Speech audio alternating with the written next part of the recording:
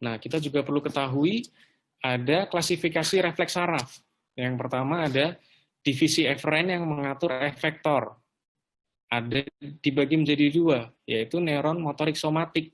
Nah, ini yang nanti akan saya banyak bahas, yaitu terkait otot rangka. Lalu ada neuron otonom. Neuron otonom itu ada otot polos, jantung, kelenjar, dan jaringan adiposa. Nah, neuron otonom ini tidak dikontrol secara sadar, dia secara otomatis. Jadi,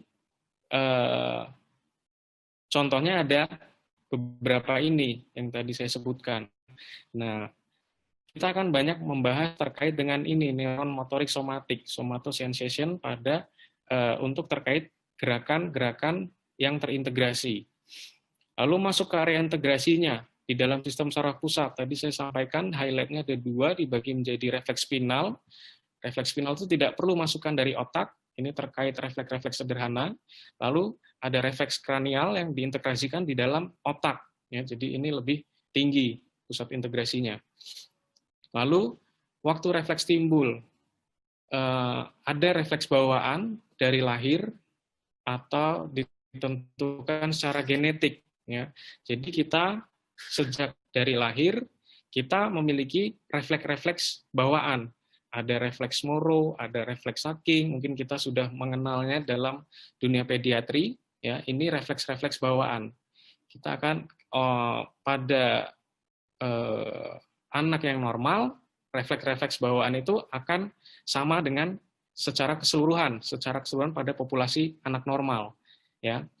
Lalu ada juga refleks yang dipelajari atau terkondisi. Nah, ini diperoleh melalui pengalaman. Refleks bawaan tadi itu, yang dari lahir itu, ada yang menghilang, ada juga yang masih dipertahankan. Contohnya yang masih dipertahankan yaitu refleks berkedip, ya, refleks berkedip saat ada hal yang tidak diinginkan masuk ke mata seperti debu atau yang mengganggu mata.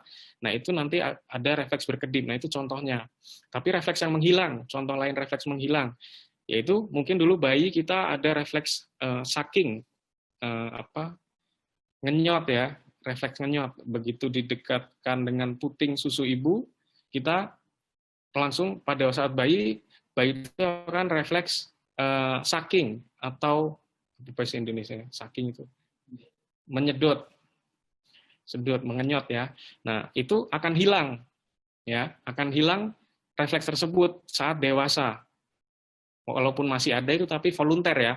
Itu berbeda cerita. Refleks sucking itu kalau orang dewasa mungkin bisa dibilang volunter.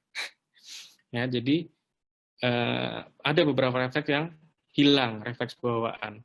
Lalu jumlah neuron di jalur refleks. Ada refleks monosinaptik, hanya memiliki 2 neuron. Lalu refleks polisinaptik, melibatkan 1 atau lebih interneuron di antara aferen dan eferen.